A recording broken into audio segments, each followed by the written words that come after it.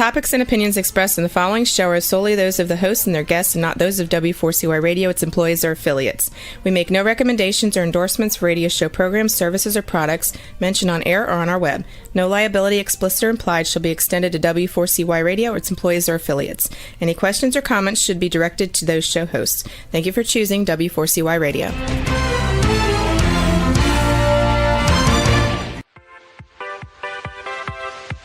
Welcome to the Ask Good Questions podcast, broadcasting live every Wednesday, 6 p.m. Eastern Time on W4CY Radio at W4CY.com. This week and every week, we will reach for a higher purpose in money and life, as well as a focus on health and wellness. Now, let's join your host, Bonita Bell Anderson, as together we start with Asking Good Questions.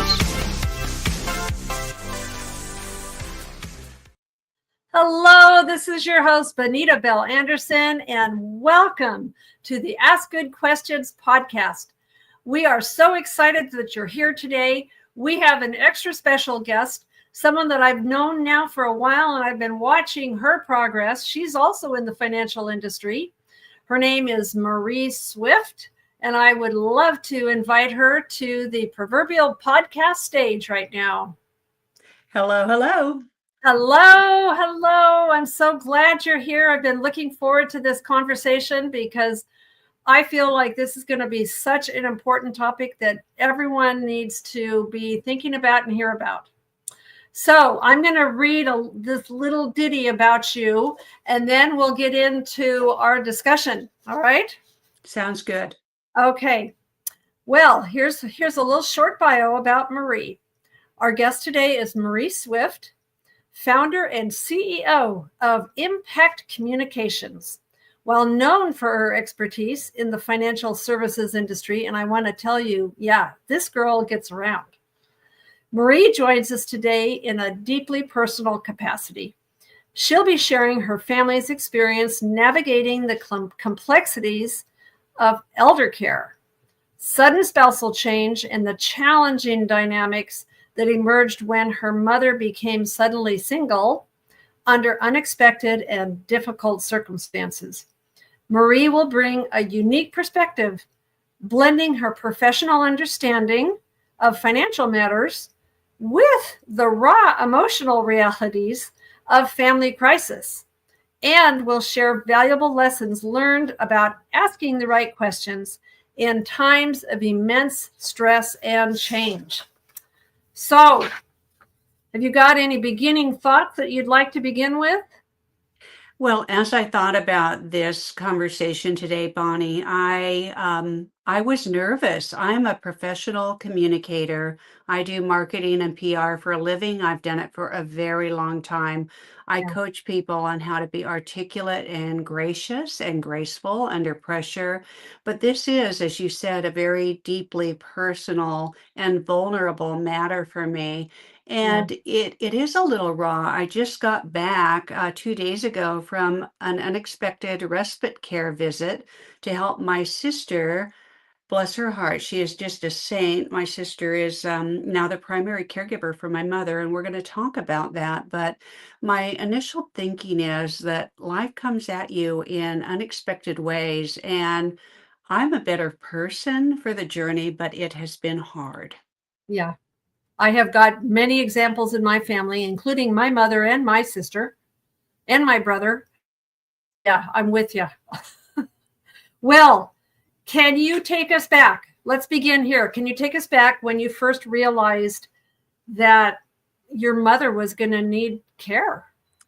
Yeah, at the time that the stroke happened, my mom was 89. This was November last year, so about 8 months ago. And she wanted to continue living independently. We had no idea that a stroke was in her future. She was living independently. She was living in a community of other people in an independent retirement community, very active, singing, going to the community choir that she practiced in, her church activities, all of the things with her family. I live in Kansas City.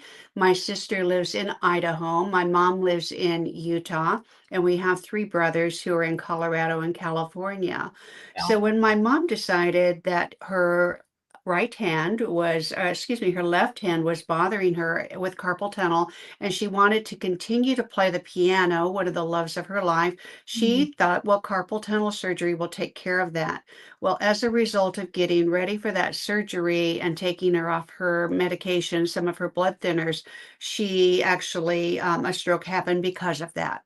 And Oh, so, fortuitously, I was there to help her recover from the carpal tunnel surgery.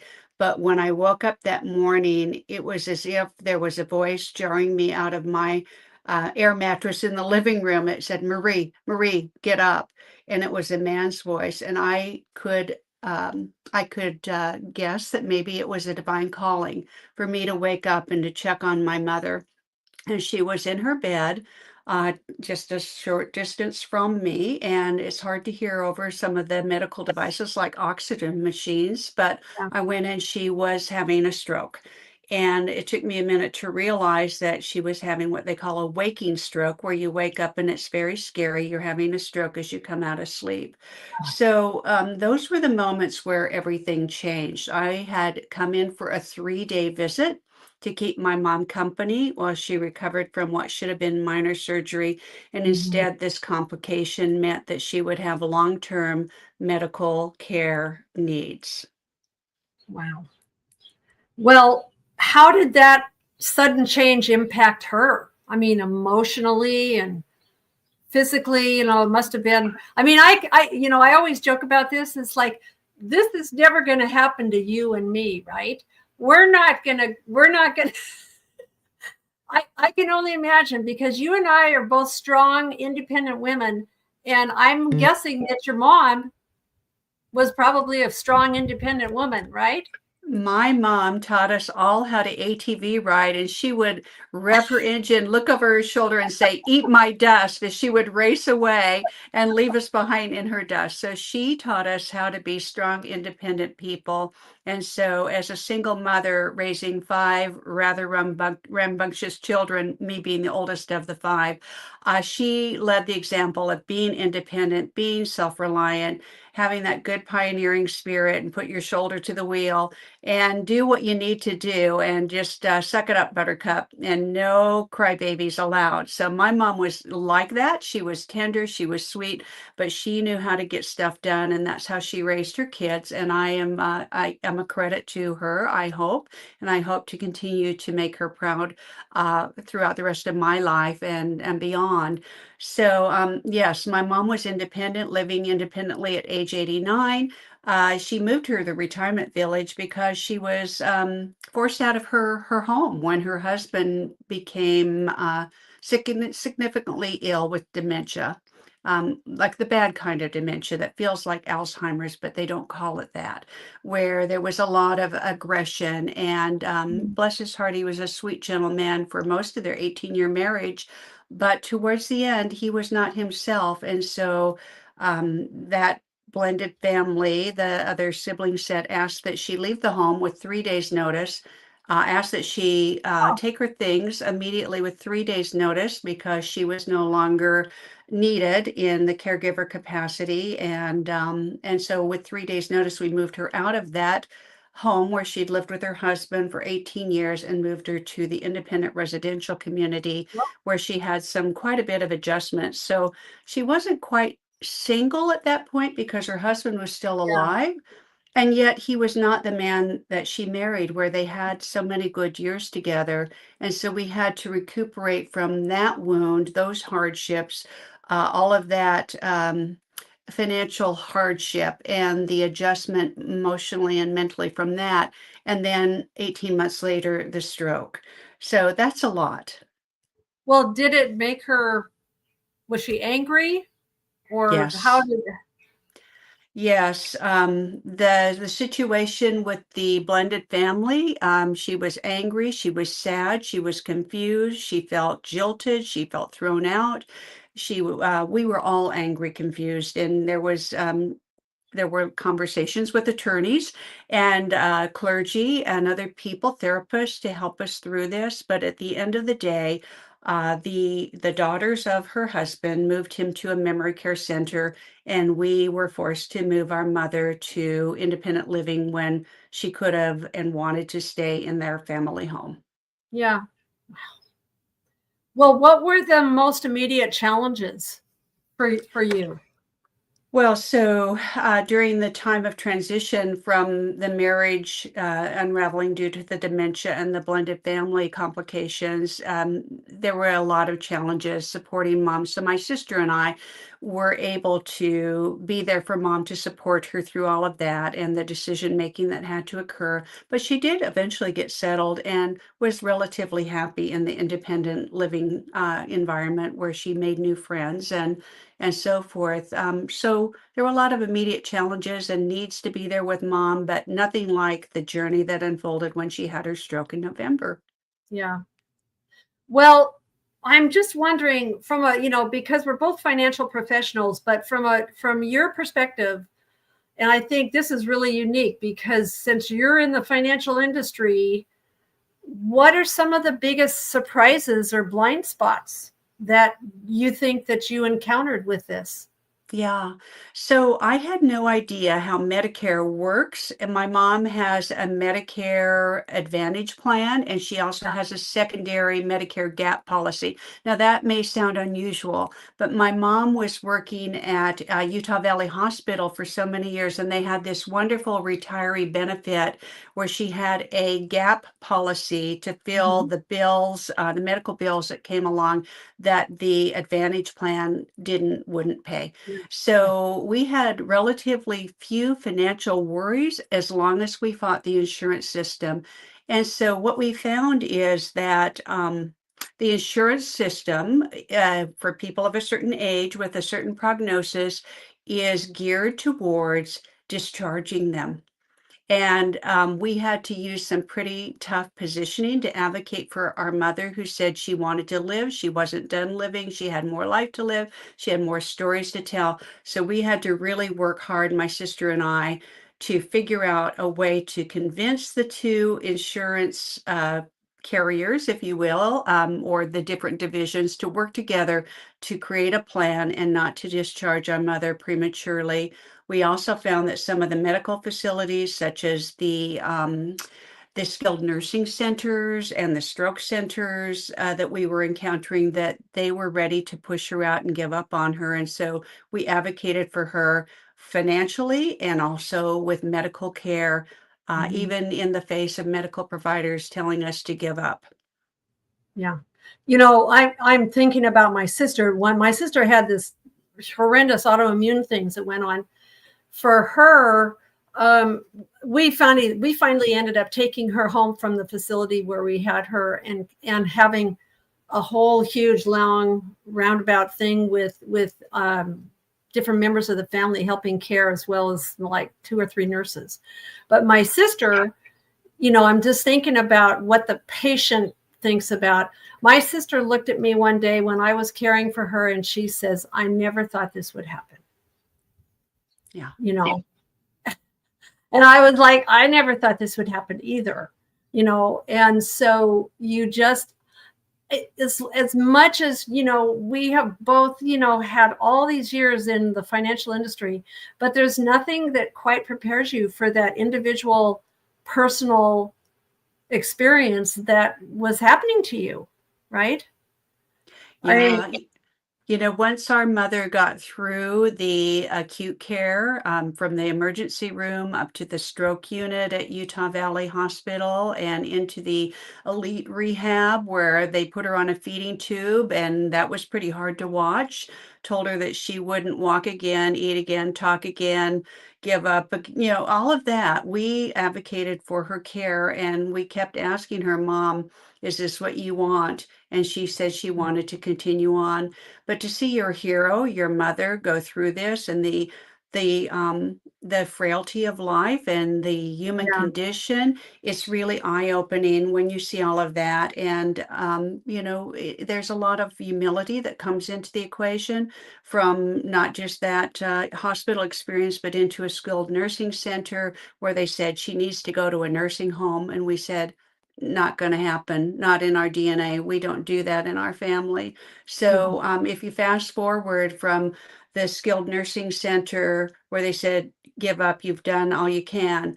And then we moved from Utah Valley up to Salt Lake Valley, where we had different team members who said, yes, we can still work with her. Yes, there's still progress to be made. Stroke centers and another rehabilitation stroke hospital, and now into outpatient therapies and now home therapies.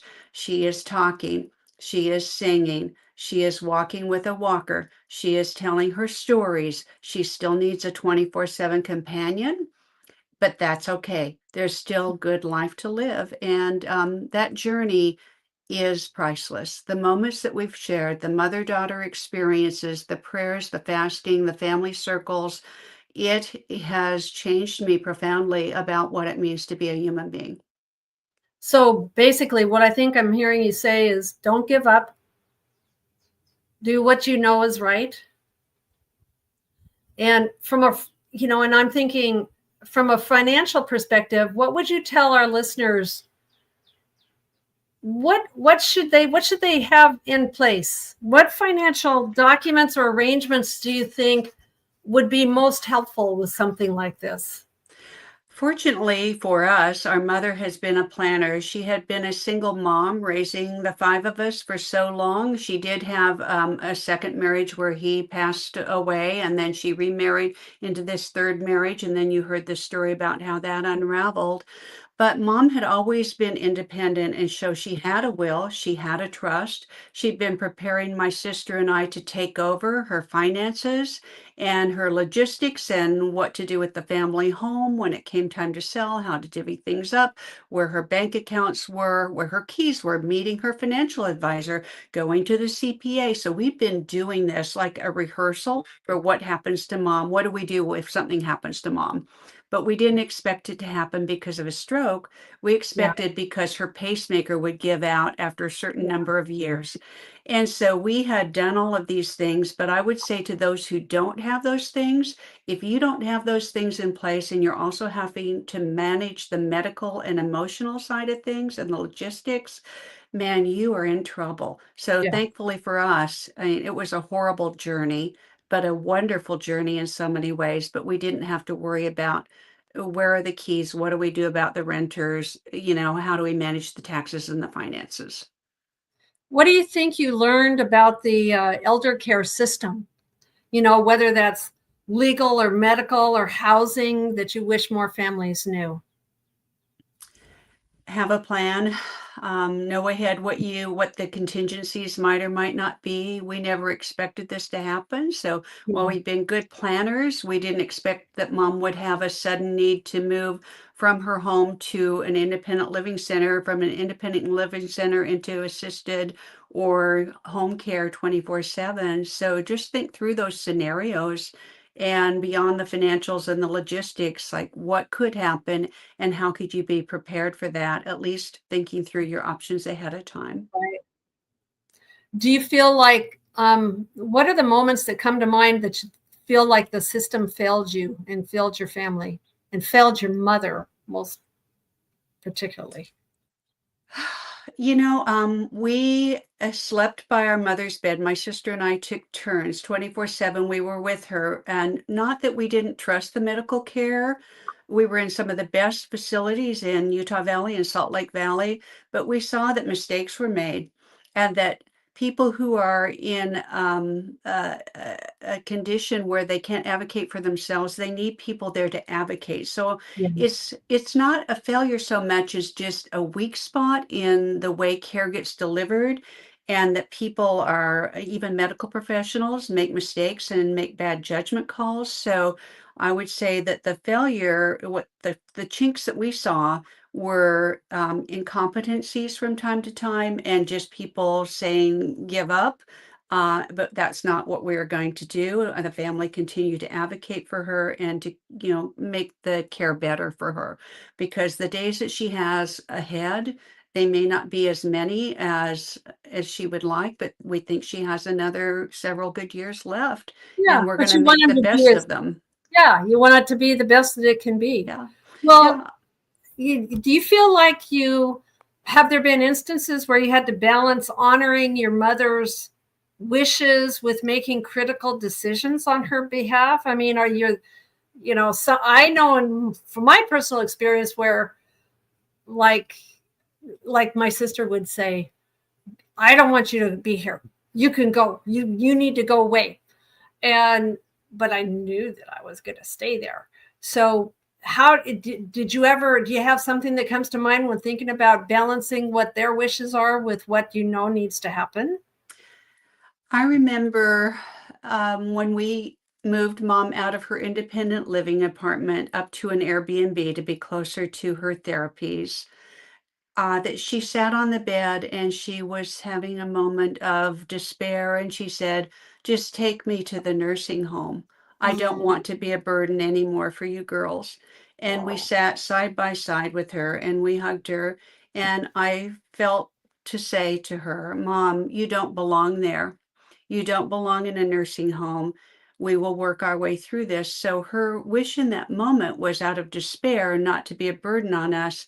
yeah. But we knew that what we would really want to do personally and in her honor, her wish when she's not despairing, is to continue on, to be tough, and to continue to get the therapies and the medical care that have made a difference, where the prayers that were answered are that she has continued to exceed all expectations for a now 90-year-old woman. Yeah. Well, what do you think your mother would want others to know from her experience of becoming suddenly single? Well, she told me on this last trip when I was in Utah with her, make sure if you get remarried, Marie, that you do not move into your new husband's home and he does not move into your home. Get a new home. That Yeah. way, you are less likely to have a situation where the children come in and say, "Well, this is dad's home. You need to Yeah. go. You're Yeah. no longer needed or wanted here. You're not our mom. And thanks for being a companion to dad. See you later." So get your own home, mom said to me. And I think she would want people to know that medical professionals don't always understand the work that therapists do. Occupational therapists, physical therapists, speech therapists, mental therapists. We have had a lot of therapists who have been lifesavers and exceeded the doctor's expectations. And I have those people who are other family members who confirm that that is true. Many times, the medical professionals who are saving lives do not fully understand the good work that these therapists can do if given enough of a runway. So I think mom would want people to know that about medical care. Is there anything that you think you do differently now that you've been through, or now that you're, kind of on the downhill side of this journey? Hopefully she just has some good years and then passes away peacefully. But is there anything you do differently now? Oh, prior to the separation and the adversity that was faced in this blended family situation, I would have thought ahead about what could have happened and not been so Pollyanna and trusting.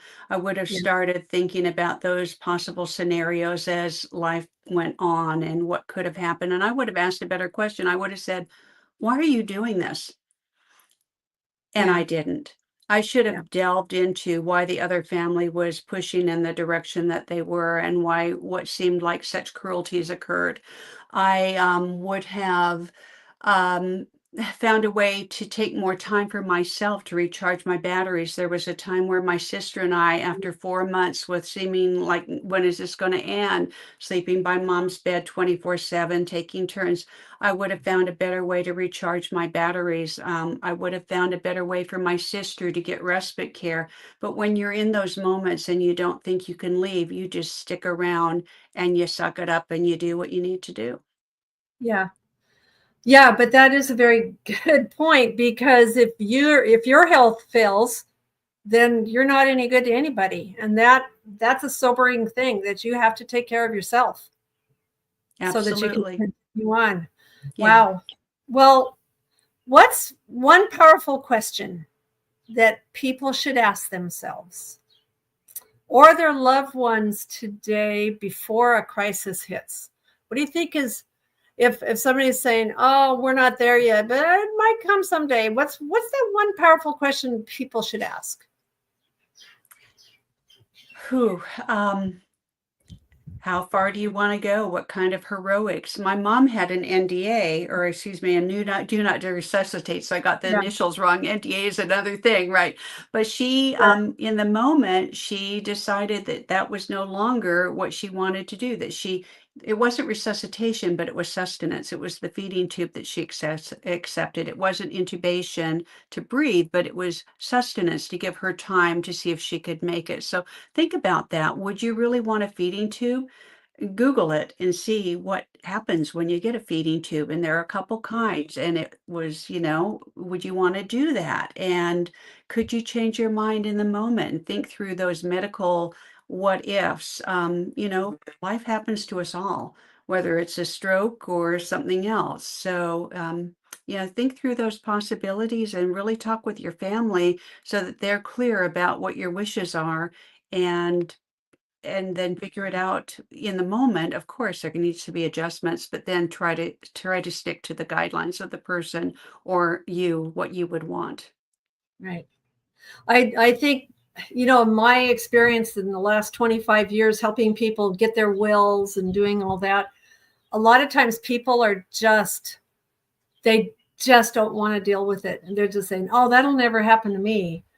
And my experience has been, you and I, as financial professionals, we have to say, no, you need to get these documents in place, because you don't want to judge. I mean, because what happens if none of those documents were in place? What would have happened to her? Yeah. I mean, if there was nothing there, and if there was no daughters there, how is she going? Can you imagine what a train wreck that is? It would have been a train wreck. Yeah. Especially with her being told to get out of the house. Yeah, I would also just counsel to get a second opinion on your prenups.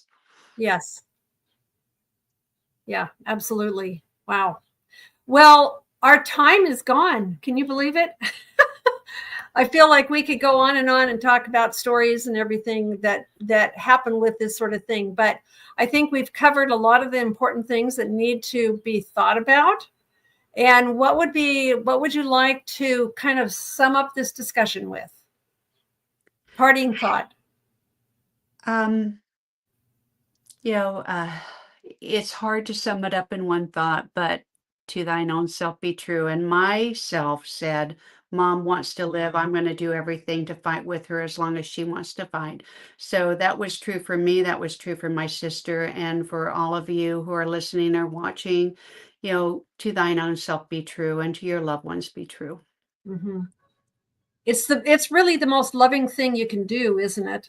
To get your documents and arrangements in place as much as possible. Of course, we don't know. We can't possibly know what the particulars are going to be about what challenges lay before us, but just getting those things in place, that's kind of like the base thing. My mom, you know what my mom used to say? My mother said, take care of your business. Take care of your business, and then you just go with the flow with whatever has to happen beyond that. Absolutely. Well, I did have a good business plan in place. I am an entrepreneur. I had my next generation take over, and the business ran well without me for almost 4 months before I Yeah. started stepping back in. So that was a good fire drill to make That, sure that my yes. business is okay. Right. Yeah, because the financial ramifications of what if somebody is like working for somebody else and can't take time off? Yeah.